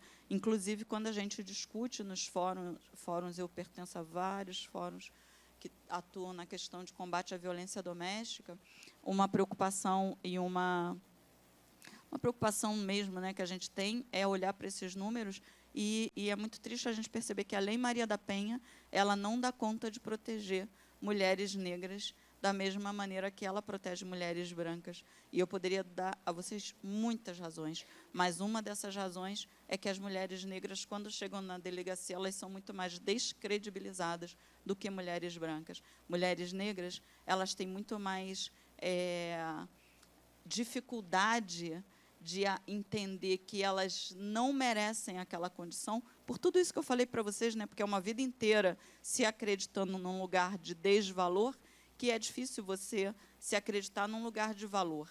Então, são muitas camadas, e que a Lei Maria da Penha, que, como toda lei, né, ela é geral e abstrata, mas, de maneira geral, ela não consegue dar conta dessas especificidades, e isso está no radar das pessoas que trabalham no combate à violência doméstica. Já falei, né, os números da violência que atingem mais mulheres negras do que mulheres brancas. Nos números do CNJ, esses números também estão atualizados, nada muito mais do que isso, tá? Mas nos números do CNJ, né, em São Paulo, de aproximadamente 2.500 magistrados e magistradas do TJ de São Paulo, não aqui, da Justiça Militar, a gente tem 0,6% autodeclarados pretos, o que equivale a 15 pessoas. A gente já se conhece, todo mundo, todos os pretos do tribunal se conhecem. E 1,48 são autodeclarados pardos, o que corresponde a 37 pessoas. Esses números mudaram e hoje nós somos menos de 100. Tá? De 2020 para 2025, nós somos menos de 100 pessoas negras, pretos e pardos, dentro do TJ de São Paulo. Então, a gente precisa olhar esses números também e pensar o que a gente pode fazer. Esse número não é diferente em outros órgãos do sistema de justiça, né? A Defensoria Pública tem números semelhantes, o Ministério Público tem números semelhantes, não apenas aqui no estado de São Paulo, como no país inteiro, e isso está no radar do sistema de justiça. Eu contava também aqui para os desembargadores uma história sobre isso, que o sistema de justiça, eu não vou repetir a história, mas o sistema de justiça já esteve num lugar de negar o racismo dentro das suas estruturas. Hoje, o sistema de justiça reconhece que o racismo existe dentro das suas estruturas e tem trabalhado para combatê-lo. É claro que é um trabalho de fôlego, porque a gente não vai mudar 500 anos de uma cultura racista com uma palestra de 1h30. Não vamos conseguir fazer isso. O trabalho é de fôlego, exige muito mais. Mas hoje a gente já consegue trazer o tema. Eu estar aqui hoje no Tribunal de Justiça Militar do Estado de São Paulo, um tribunal de 88 anos, falando sobre esse tema, para mim, já zerei a pedra aqui do Estado de São Paulo. Já caminhamos muito, né? Então, quiçá, daqui a alguns anos, nós vamos ter equidade racial dentro do sistema de justiça, porque é isso, é a doença que a gente sequer reconhecia. Agora a gente já reconhece e já começa a trabalhar, né? E aí eu trago uma frase do Mandela num livro dele, que ele diz: ninguém nasce odiando outra pessoa por causa da cor da sua pele, né? Ou da sua origem, ou da sua religião. As pessoas aprendem a odiar, e se a gente aprende a odiar, a gente aprende a amar também, a gente pode amar outra pessoa. E aí, para a gente, eu não quero me alongar muito, mas para a gente pensar o que a gente pode fazer, que eu acho que é essa, deixa eu ver aqui, eu estou batendo no meu tempo já, o que a gente pode fazer para desenvolver práticas antirracistas. Eu diria que a gente tem que começar primeiro reconhecendo o problema, né? Enquanto a gente estiver negando o problema, a gente não vai ser capaz de fazer nada para mudar. Mas, a partir disso, a partir desse reconhecimento, a gente precisa, pessoal, entender uma frase batida da Angela Davis, né? Mas ela diz, não basta não ser racista, é preciso ser antirracista. O que significa isso? Não basta você não fazer, é preciso que você faça alguma coisa. Porque o ser racista é o fluxo natural. Eu mostrei aqui para vocês. É o fluxo natural, é o que você vai fazer sem pensar. Se você não pensar, você vai ter práticas racistas. Então, é no momento em que aquilo acontece você parar e pensar, não, não é por aí. Por que eu estou olhando aquela pessoa ali sentada no ônibus e estou achando que ela vai vir me assaltar? Por que eu estou olhando para aquela pessoa que está vindo na minha direção e estou achando que ela vai fazer algum mal contra mim?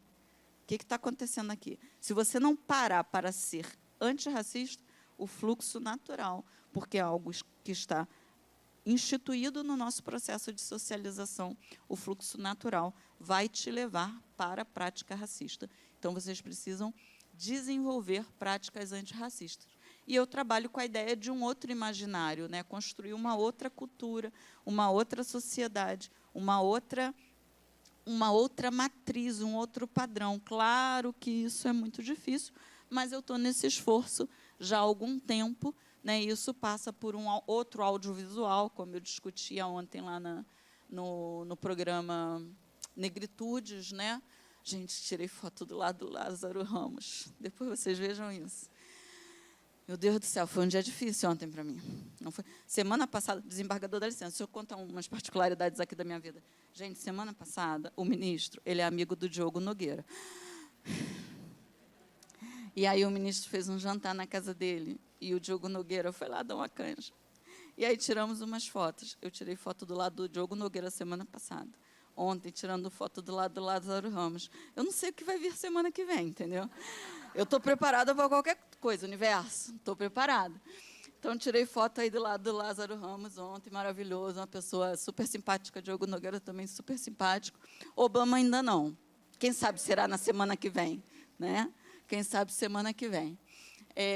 Mas eu acho que é um pouco desse outro lugar, de outras referências.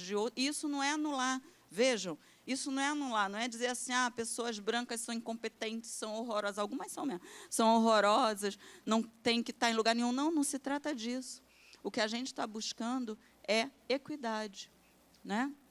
É que todas as pessoas possam ocupar todos os espaços, que a gente possa construir uma sociedade mais saudável para todo mundo. E aí eu fui chamada para falar sobre jurisvivência, na verdade. Mas, olha só, é que a minha tese, jurisvivência é o tema da minha tese de doutorado, é que jurisvivência é um conceito que eu criei na minha tese de doutorado, que aplica a literatura da Conceição Evaristo, que é a literatura escrita com uma técnica que é a escrevivência. Então, eu pego a escrevivência e aplico ao direito.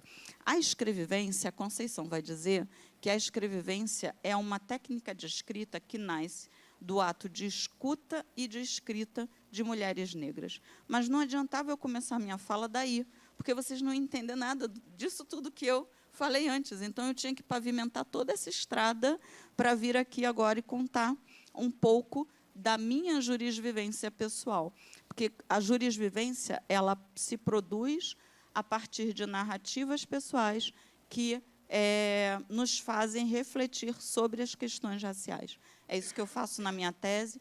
Minha tese vai ser publicada agora em julho, vai estar pronta, e eu vou passar por vários lugares fazendo lançamento, certamente aqui em São Paulo também. Não sei se no meu tribunal, ou se em alguma livraria, mas virei a São Paulo, e aí, quem tiver interesse, depois a gente conversa sobre a tese. Mas eu queria só fazer, então, para a gente encerrar, mostrar um pouquinho do que é a jurisvivência, que é contar histórias para pensar um outro lugar, um outro modo de estruturação da nossa sociedade, e, a partir daí, então, construir uma sociedade livre, justa, solidária e igualitária. Eu tenho trabalhado isso, como disse, a partir de um conceito com a literatura, trabalhando imaginação. Esse é um livro, o meu primeiro livro, infanto-juvenil, Meninas Sonhadoras, Mulheres Cientistas, que trabalha com mulheres não apenas negras, brancas, negras, indígenas, com deficiência, para ampliar a imaginação das nossas meninas e meninos também, e adolescentes, para conseguirem se enxergar em todos os lugares como grandes cientistas. E aí, para fazer essa experiência do que é a jurisvivência, histórias que nos fazem refletir sobre as questões da nossa sociedade, eu vou passar o nosso último vídeo para a gente encerrar. Vocês conseguem me ajudar? Agora que eu já fiz algumas pessoas lavarem as retinas aí, eu queria encerrar dizendo... Bom, esse vídeo ele tem algumas atualizações, né, dizendo que esse vídeo foi em 2022, então eu já atualizei um pouco, eu estou indo esse ano para 8 anos, né, de magistratura, não, 7 anos de magistratura. Não, 8 anos. E não mudou, o cenário continua o mesmo, e eu tenho um TEDx mais recente, o ano passado eu fiz um TEDx falando da ouvidoria, lá na UDESC, que é a Universidade de Santa Catarina, em que eu digo do que é necessário a uma mulher negra, da coragem que tem que se ter para encarar uma plateia, sabendo que não importa qual seja a plateia, sempre vai haver um percentual de pessoas racistas, machistas e misóginas nessa plateia. Então, você tem que ter muita coragem para chegar aqui, saber que vai ser lida dessa forma, não importa se o que você fala está certo ou errado, e ainda assim ter a coragem de vir e falar. E eu tenho essa coragem porque eu acho que, para a gente construir um mundo melhor para as nossas, como eu digo no vídeo, né, para as nossas crianças, para aqueles que virão depois de nós, a gente tem que ter muito mais coragem do que a gente tem tido até agora. A gente precisa fazer diferente do que a gente está fazendo até aqui. Então, dentro do que eu consigo, em termos de agenda, eu sempre aceito os convites para falar, porque eu acho que, individualmente, eu não vou conseguir grandes coisas. Mas, se eu sair daqui hoje e uma única pessoa tivesse transformado naquilo que acreditava e estiver disposta a construir um mundo melhor, então, eu acho que a minha viagem de Brasília até aqui já valeu muito a pena. É isso, pessoal. Muito obrigada, desembargador.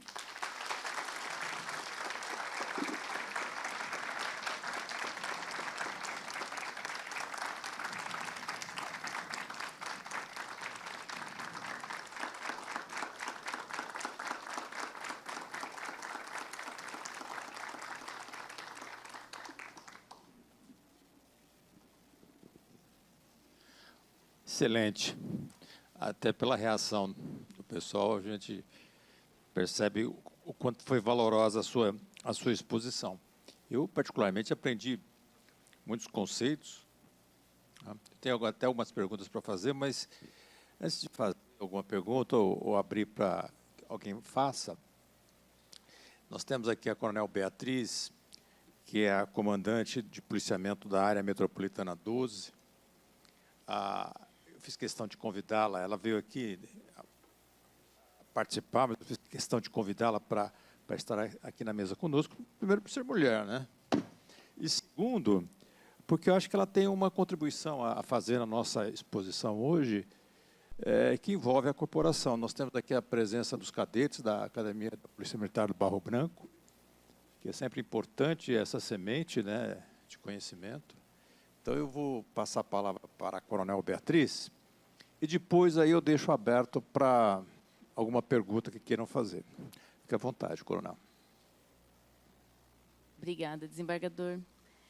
Doutora Flávia, nos meus 31 anos de Polícia Militar, vivenciei muitos episódios de tentativa de melhorar nossos protocolos para atender melhor a população, atender melhor as realidades, cumprindo a nossa missão. Por isso, mas a gente só consegue essa melhoria se a gente ouve as pessoas, se a gente tem sensibilidade e empatia para ouvir de fato, né, as realidades.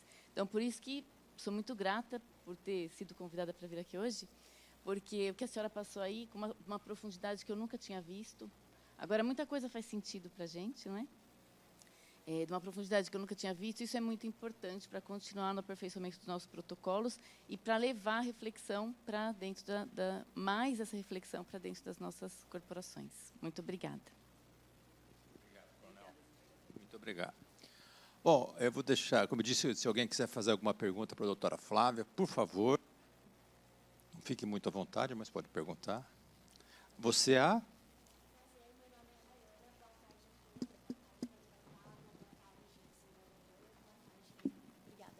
Acho que agora com o microfone fica mais melhor para todos ouvirem.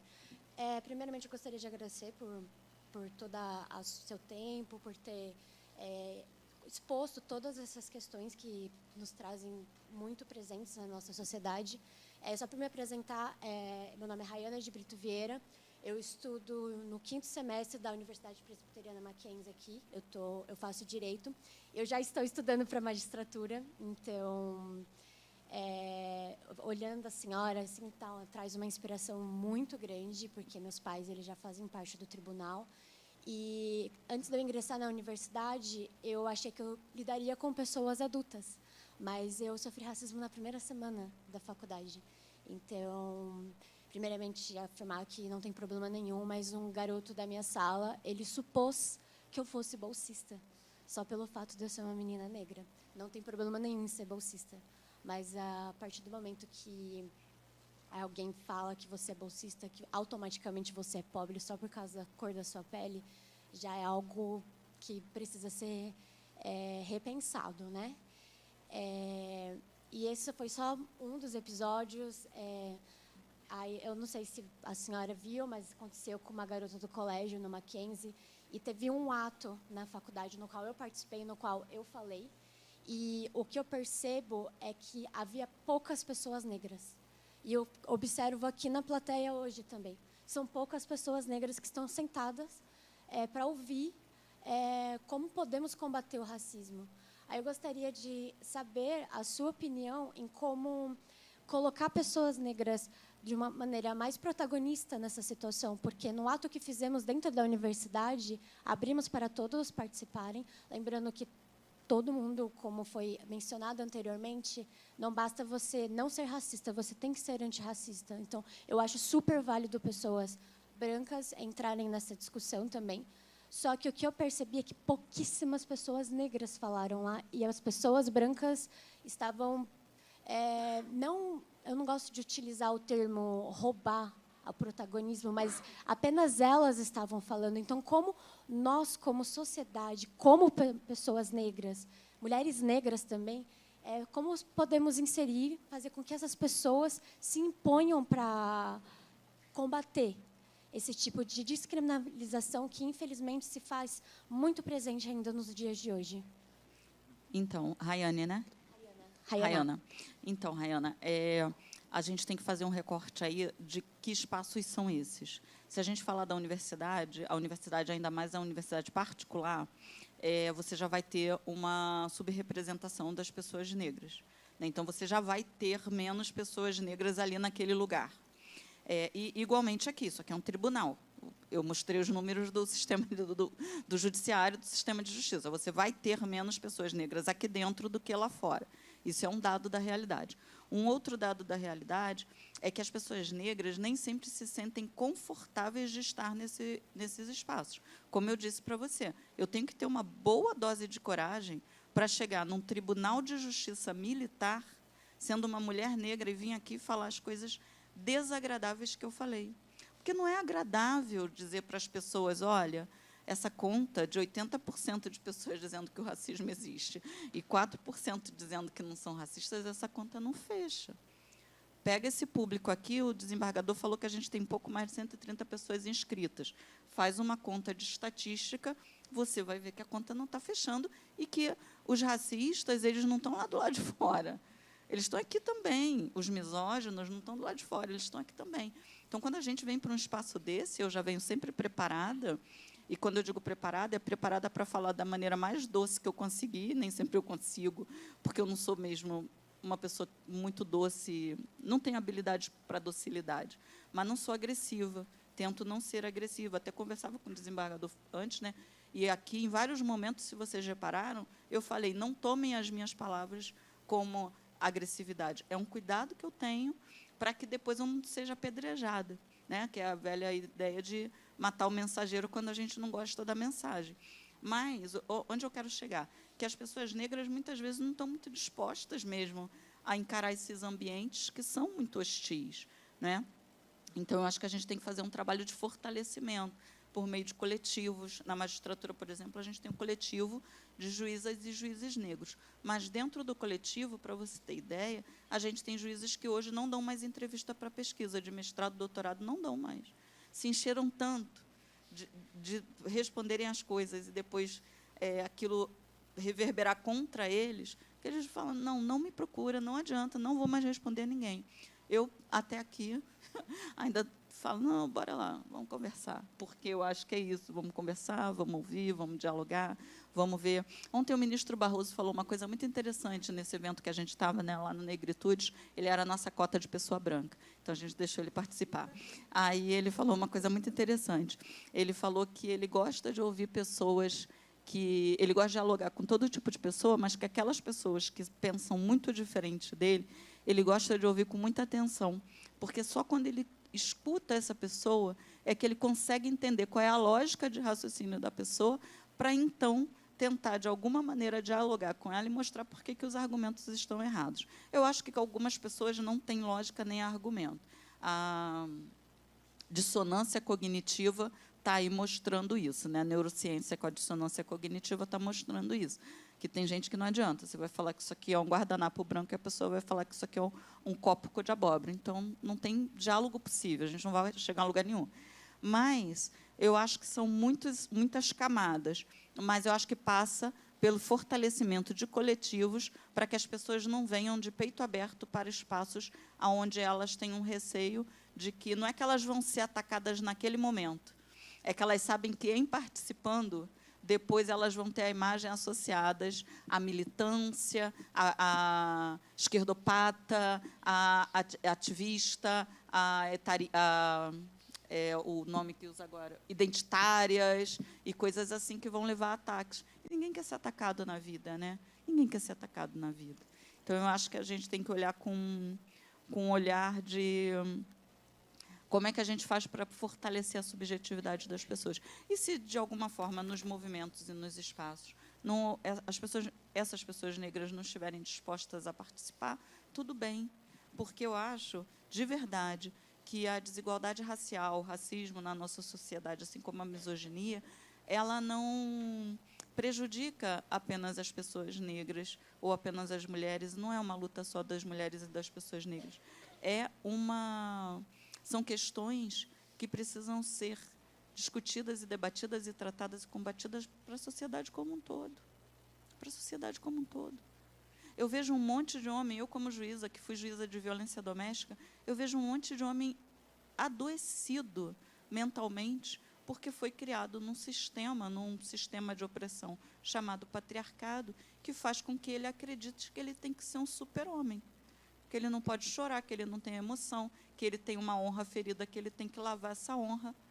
E aí essa criatura vai adoecendo emocionalmente, até chegar a um ponto que aquele grau de adoecimento leva a um feminicídio. Aí ele acabou com a vida dele. Então, não faz mal só para as pessoas negras, não faz mal só para as mulheres, faz mal para a sociedade inteira, como um todo. Tá? Eu tenho outra pergunta também. Eu posso dizer que eu sou um ponto fora da curva. Então, eu sempre frequentei colégios privados, meus pais eles pagam integralmente a faculdade para mim. E uma coisa que eu percebo também... Seus pais estão aceitando pessoas maiores de 50 para adoção? Não. Não. Só para a gente saber. Eu tô longe, gente, de ser rica, mas meus pais eles fazem parte do tribunal, então temos uma vida bem tranquila, eu diria, né? E com isso, meus pais sempre me incentivaram a estudar. Atualmente, eu estou aprendendo o meu 6º idioma, então é algo que eu gosto bastante. E, na faculdade, principalmente, eu percebo que eu sempre tenho que provar. Então, quando as pessoas olham, nossa, você sabe falar inglês? Exatamente o que a senhora mencionou anteriormente, da expressão de surpresa. Aí, quando vem essa questão de eu saber falar francês, espanhol, italiano, as pessoas olham com surpresa, tipo, então prova aí. Então, o que está escrito aqui? Então, eu acho que também, eu acredito que seja isso, mas eu gostaria de ouvir uma opinião da senhora, ou talvez do doutor desembargador também, se é a falta da introdução de autores de personalidades negras no ensino básico, porque nós só estudamos personagens brancos da história. Então, o negro sempre é associado à questão de marginalizada e, principalmente, hoje em dia tem gente que abriu a cabeça, a tal pessoa negra, parece uma artista, parece não sei o quê, mas nunca um intelectual. E não tem problema nenhum você ser artista. Mas eu acho que a falta da introdução desses autores no ensinos básicos é uma forma de você tornar uma sociedade racista também. Eu gostaria de saber a opinião da senhora em relação a isso também. Então, o fato de você não estudar autores negros, autores e autoras negras no ensino básico, não é a causa, é a consequência. A causa disso acontecer é o racismo. A consequência é que, justamente, a gente não tem contato com esse conhecimento produzido por pessoas negras. Então, isso é o efeito. Agora, isso não significa que, hoje em dia, e isso eu falo para você com muita tranquilidade, nas bancas de mestrado e doutorado, se você não tem diversidade de gênero e de raça, tu já vai ter um resultado negativo na tua avaliação de mestrado e doutorado. As faculdades já estão cobrando que você se vire e vá atrás de autores e autoras negros, que teu trabalho acadêmico tenha mais mulheres, tenha mais pessoas negras. Chegar lá com uma epistemologia absolutamente masculina e embranquecida não vai funcionar. Então, a gente está caminhando, a gente está num processo de mudança. Mas esse processo de mudança ainda é lento. Eu gosto de uma frase do Emicida que ele diz, é tudo para ontem. Então, a gente tem que começar a correr atrás do prejuízo, e esse trabalho tem que ser feito em todos os espaços, inclusive na academia. Mas a academia já está despertando para isso. E o ensino de base também já existem movimentos nesse sentido. Muito obrigada, doutora. Obrigada Nada, a todo mundo que ouviu. Bom, em relação à questão da contribuição do negro, a Rayana tem razão. A gente não valoriza. Nossa cultura não valoriza. Como o negro é importante na nossa formação. O livro do Casagrande Senzala é um livro importante. Eu recomendo que seja lido. Embora o Gilberto Freire tenha sofrido muitas críticas por conta do conceito da democracia racial, ele escreveu em 1933, né? Tem que se entender aquele momento. Mas ele mostra que a presença da mulher negra na Casa Grande influenciou até a nossa forma de falar. Nós falamos de uma maneira influenciada exatamente por aquele tipo de linguagem. Agora, veja, o nosso maior escritor do século retrasado era negro. Machado de Assis é negro. E tantos outros negros contribuíram para a nossa cultura, para a nossa formação. E nós ignoramos isso, às vezes, nós esquecemos disso, né? Mas eu queria aproveitar aqui, minha prerrogativa de presidente, então vou fazer uma pergunta para a doutora, vou abusar um pouquinho. Eu fiquei muito tocado com essa questão de perceber que, às vezes, a pessoa negra ela é atingida e nem reage, como a senhora explicou. Eu vou dar 2 exemplos aqui de pessoas que têm status, foram atingidas por episódios e, mesmo assim, não reagiram. O major da Polícia Militar me contou, estava numa lanchonete com a companheira branca, a lanchonete tinha algumas pessoas, e, de repente, subiu um celular. Ela estava, evidentemente, civilmente trajada. E a culpa caiu sobre quem? Sobre ela por ser negra. E ela também não reagiu. Aí foi aquela confusão. Eu perguntei, o senhor não chamou a viatura? Não, não chamei. E o segundo episódio se refere a uma colega, uma juíza, que contou, num seminário, a seguinte situação. Ela estava na sala de audiência, sentada na mesa de juiz ali, né?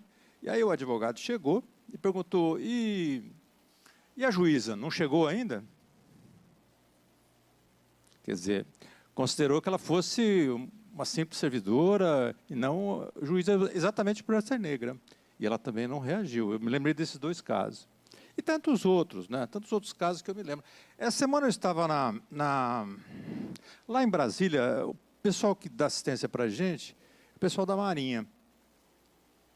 E eu sempre fico assim, como que essas pessoas... Porque nós somos brancos, a gente não sente isso. A gente não sente, como é que eles são discriminados? Você pergunta, às vezes, não de forma direta, de uma forma sutil, né? E os 2 são negros, os que nos conduzem. E um deles contou para mim, ele já bem formado, tem filha já na faculdade, quase formando medicina. Ele contou que ele foi na apresentação de natação da filha, e lá pelas tantas precisava buscar alimento, porque o pessoal tinha que almoçar e tal. e alguém lá falou, olha, chama ele ali. E ele era o pai da menina que estava dentro da apresentação. Chama ele ali, manda ele buscar a comida.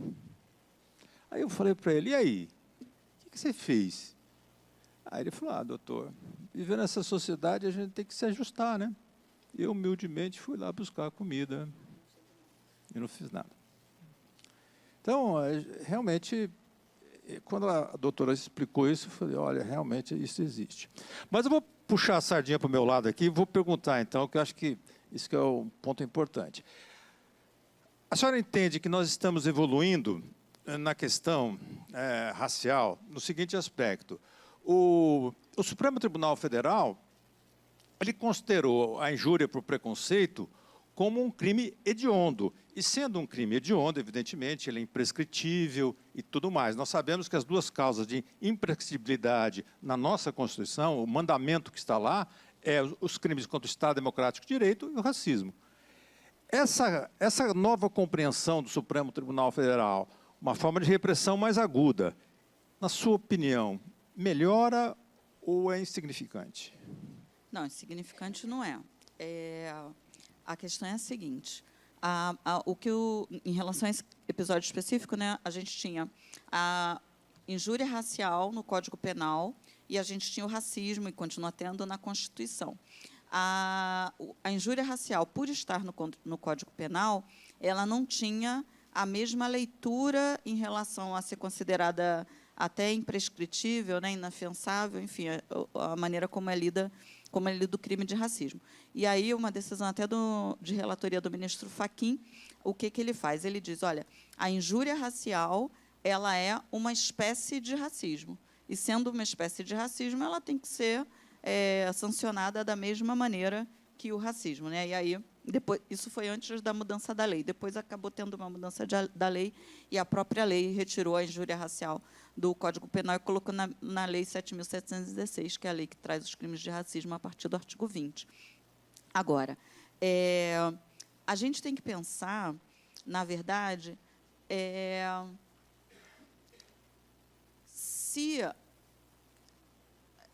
deixa eu ver como eu falo isso de uma maneira simples.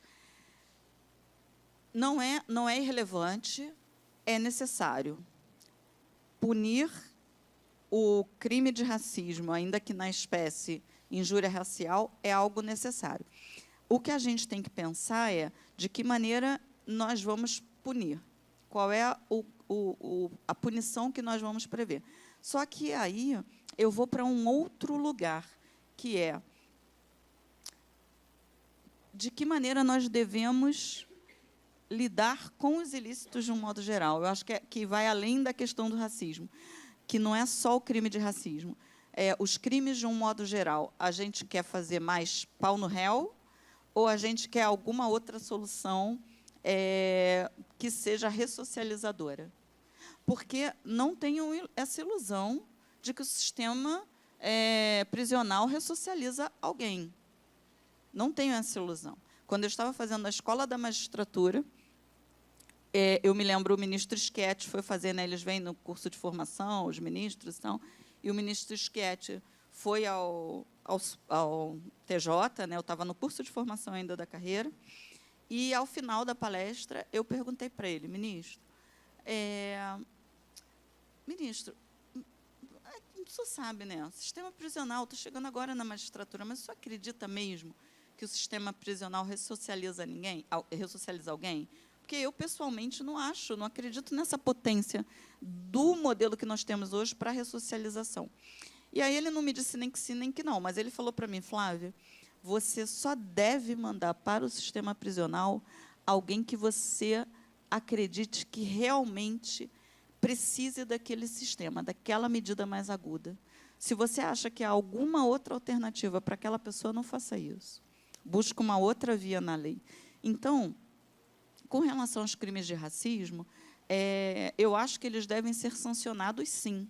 Mas isso não significa colocar alguém dentro do sistema prisional 20 anos, porque eu não estou melhorando a sociedade com isso. Eu acho que a gente tem que ser mais criativo, pensar em outras alternativas. O que pode ser alternativo a isso? É isso que eu acho que a gente tem que pensar, mas não deixar de sancionar. E só comentar uma questão que o senhor falou, que eu acho muito importante, com relação à paralisia.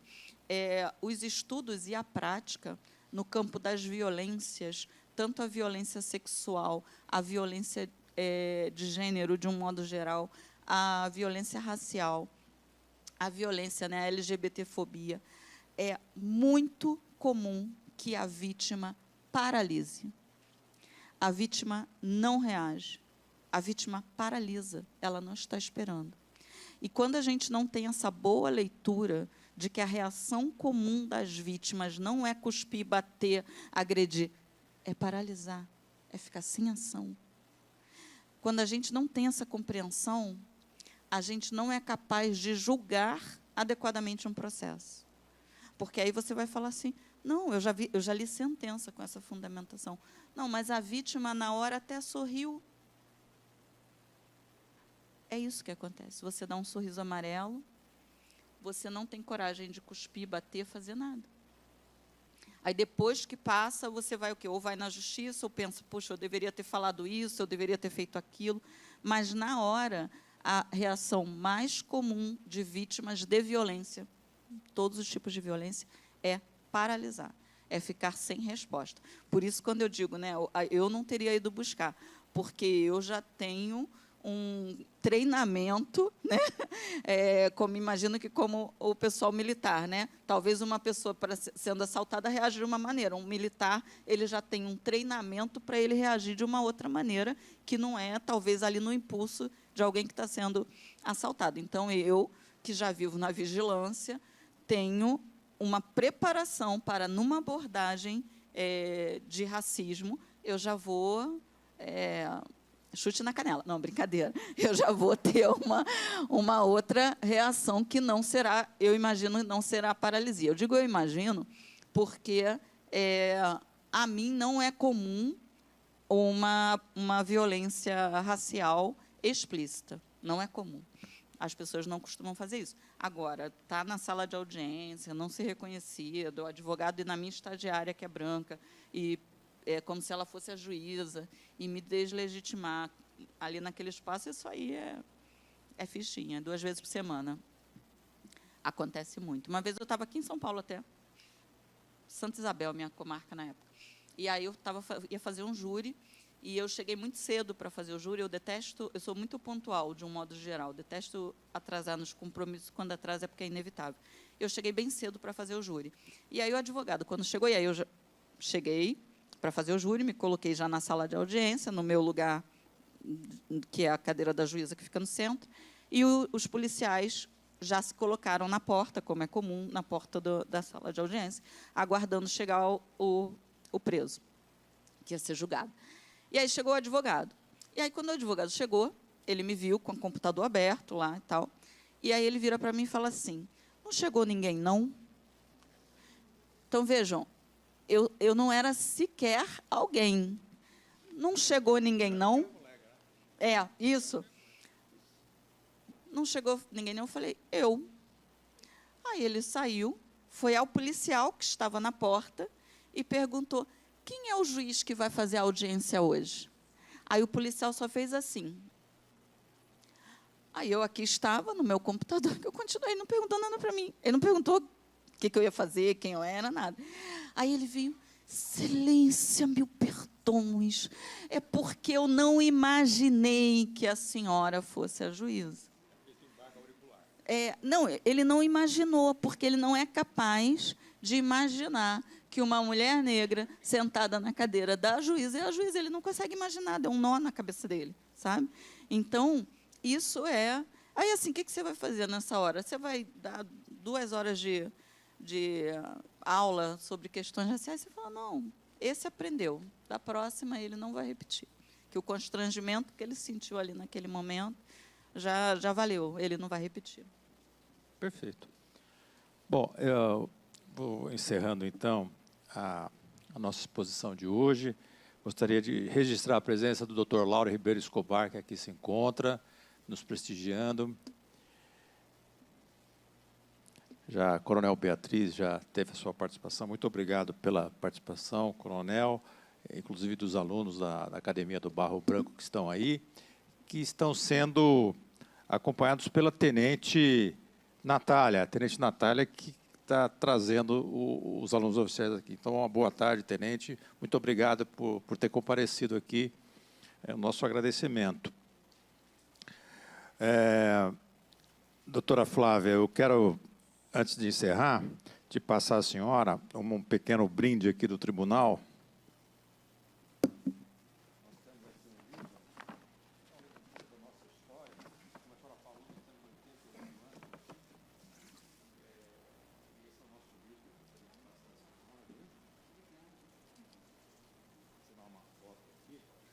Não é a foto com o Lázaro Ramos, né?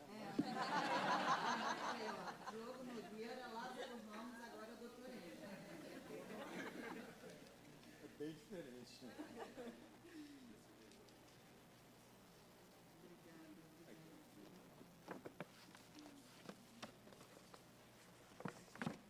Algumas coisas aqui para poder mostrar.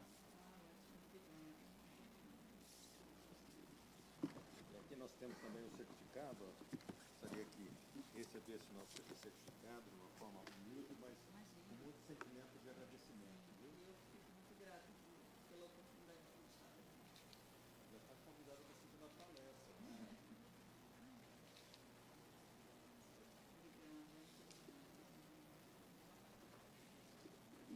Bom, então dou por encerrada a exposição de hoje. Agradeço a presença de todos e de todas e tenham um bom final de semana.